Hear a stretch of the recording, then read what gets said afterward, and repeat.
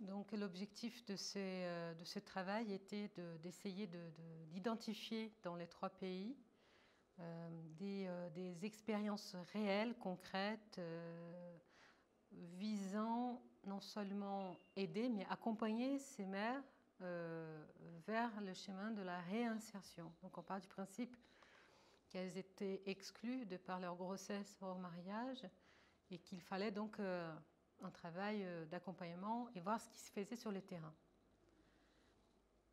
Très vite, je me suis rendu compte qu'il fallait prendre comme fil rouge le cheminement de la mère. Je découvre que je suis enceinte, qu'est-ce que je fais, pourquoi est-ce que je me cache, qu'est-ce qui se passe, j'hésite, je vais garder l'enfant ou pas, etc.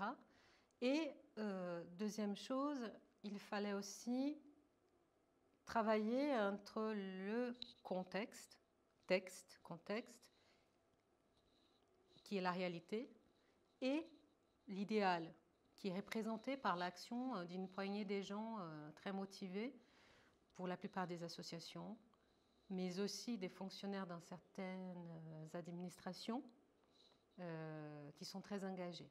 L'État a tout laissé entre les mains des associations, quelque part. L'État, on va dire, le plus progressiste, entre guillemets, et je mets des guillemets, c'est la Tunisie. Mais même en Tunisie, où vous avez une coordination étatique importante, elle reste là pour l'accouchement et pour ce que va devenir l'enfant. Il n'y a pas de prise en charge réelle de l'avenir de cette mère, ni d'accompagnement réel de cette mère. Ce n'est que les associations qui le fournissent. Et donc, l'idée de ce recueil, c'est de vraiment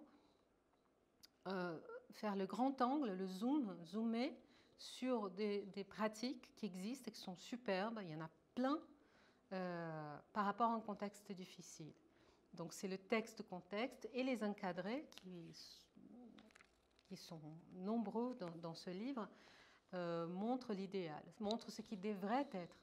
On a une réalité, ce qui est, et on cherche un idéal qui est le fait des pratiques réelles, mais ça reste encore un idéal en termes quantitatifs.